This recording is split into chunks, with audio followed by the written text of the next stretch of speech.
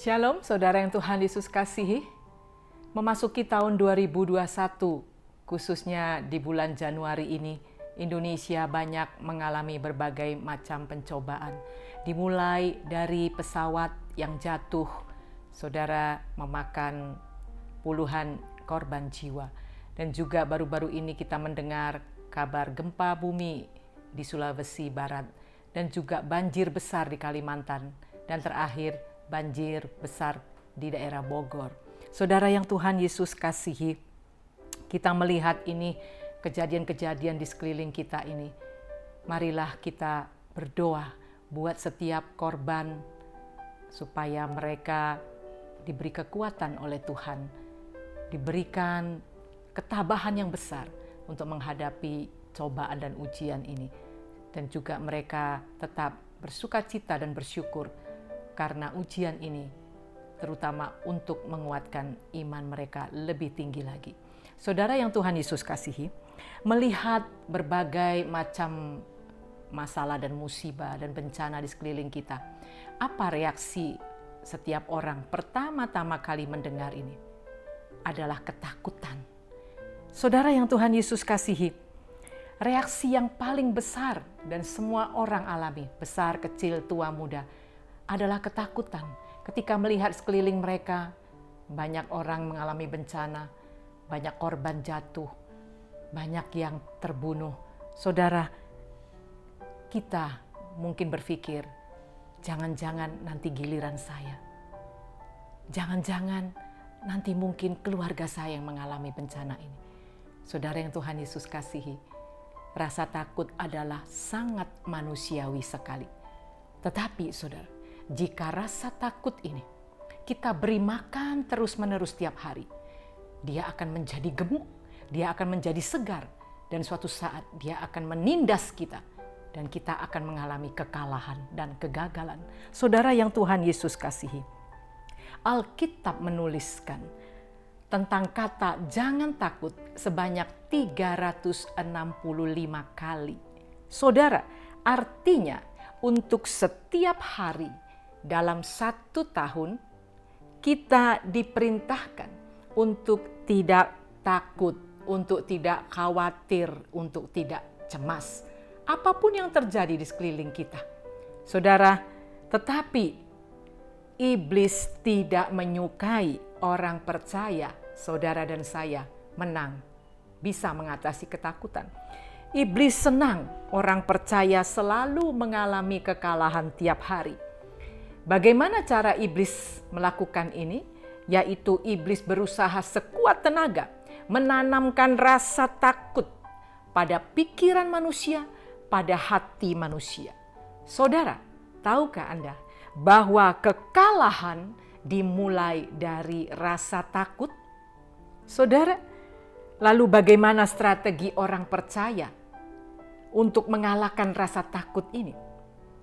Tentulah kita harus mengalahkannya dengan firman Tuhan. Saudara, bukan apa kata manusia, bukan apa kata para ahli, tetapi apa kata firman Tuhan untuk mengatasi rasa takut yang begitu menghantui kita setiap saat, khususnya pada masa-masa pandemi ini. Nah saudara, kita melihat di dalam 1 Petrus 4 ayat 7 tentang kehidupan orang Kristen. Bahwa 1 Petrus 4 ayat 7 mengatakan kesudahan segala sesuatu sudah dekat. Karena itu kuasailah dirimu dan jadilah tenang supaya kamu dapat berdoa. Inilah strategi jitu yang ditulis oleh Petrus untuk orang-orang yang ada dalam perantauan. Dan dia memberikan nasihat untuk mengalahkan rasa takut, rasa khawatir itu. Supaya apa? Kita berdoa, kita tenang, kita menguasai segala sesuatunya. Segala sesuatu yaitu keadaan. Nah saudara, strategi yang pertama kita bahas, yaitu bahwa kita harus memahami, yaitu makin banyaknya bencana, makin banyaknya masalah, makin banyaknya percobaan-percobaan yang semuanya meninggalkan kasih, percobaan-percobaan yang ingin melakukan segala sesuatu di luar firman Tuhan, bahwa ini adalah tanda-tanda akhir zaman. Nah, ketika kita menyadari bahwa segala bencana, peperangan, dan apapun itu, saudara, yang akhir-akhir ini banyak membuat kita ketakutan, itulah salah satu tanda-tanda akhir zaman, yaitu tanda-tanda kedatangan Yesus yang kedua kali. Sebagai orang percaya, saudara dan saya, ketika melihat tanda-tanda ini, harusnya kita tidak takut, tapi kita malahan bersukacita. Karena apa? Karena kedatangan Yesus sudah dekat, saudara. Kedatangan Yesus yang kita nanti-nantikan sudah dekat. Kita harus bersukacita. Ketika kita bersukacita, kita kalahkan itu semua ketakutan. Amin.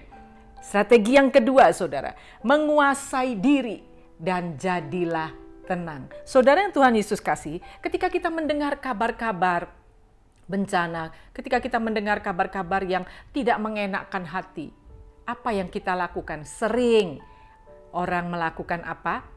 Ikut-ikutan menyebar hoax. Sering orang menyebarkan hoax dan padahal dia sendiri tidak tahu masalah yang sebenarnya. Membuat orang lain takut, seolah-olah kita menjadi teror bagi mereka. Dan sering juga, saudara, kita mulai membuka ramalan-ramalan apa yang akan terjadi bulan-bulan berikutnya. Dan lebih parah lagi, kita mempercayai nubuatan-nubuatan palsu.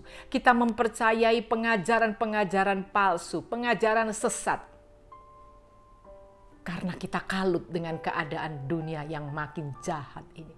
Saudara yang Tuhan Yesus kasihi, sebaliknya firman Tuhan mengatakan, di dalam keadaan demikian akhir-akhir zaman ini, kita harus melakukan hal-hal yang positif. Petrus menuliskan dalam 1 Petrus 4 ayat 8, tetapi yang terutama, kasihilah sungguh-sungguh seorang akan yang lain, sebab kasih itu menutupi banyak sekali dosa. Daripada kita menyebar teror, daripada kita menyebar hoax kepada orang-orang lain yang membuat mereka takut, firman Tuhan mengatakan di akhir zaman ini, kita lebih baik mengasihi seseorang dengan sungguh-sungguh karena kasih itu menutupi banyak sekali dosa. Inilah tindakan kasih, saudara. Dan yang kedua, yaitu 1 Petrus 4 ayat 9, tindakan apa berikutnya? Berilah tumpangan seorang akan yang lain dengan tidak bersungut-sungut. Saudara, inilah kehidupan Kristen pada akhir zaman. Ketika kita sibuk dengan melayani, ketika kita sibuk dengan mengasihi seorang, kita akan lupa dengan ketakutan. Kita akan lupa dengan apa yang menyebabkan kita kalah. Saudara yang Tuhan Yesus kasihi. Dan ini lagi, selain bertindak dengan iman, kita juga harus berkata-kata dengan iman. Dalam 1 Petrus 4 ayat 10 firman Tuhan mengatakan, jika ada orang yang berbicara, baiklah ia berbicara sebagai orang yang menyampaikan firman Allah. Jika ada orang yang melayani, baiklah ia melakukannya dengan kekuatan yang dianugerahkan Allah, supaya Allah dimuliakan dalam segala sesuatu karena Yesus Kristus. Ialah yang mempunyai kemuliaan dan kuasa sampai selama-lamanya. Amin. Saudara, dalam keadaan kacau saat-saat ini, perkatakan firman Tuhan. Beri nasihat kepada orang lain. Beri kekuatan, beri semangat supaya mereka yang jatuh, supaya mereka yang mengalami ketakutan bangkit kembali imannya. Ketika kita memberikan kekuatan kepada orang lain, kita sendiri akan menjadi kuat dan berani.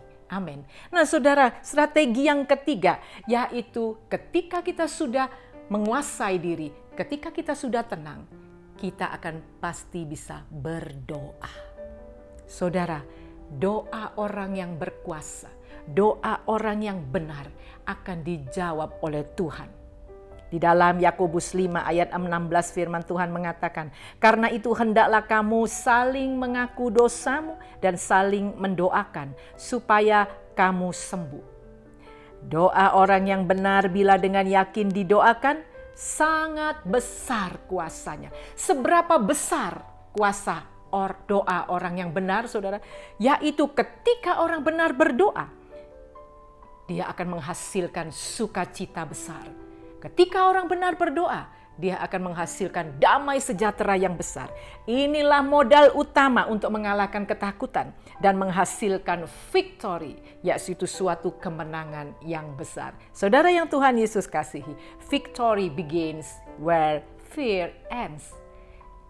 Kemenangan besar akan dimulai ketika ketakutan itu berakhir. Amin. Tuhan Yesus memberkati.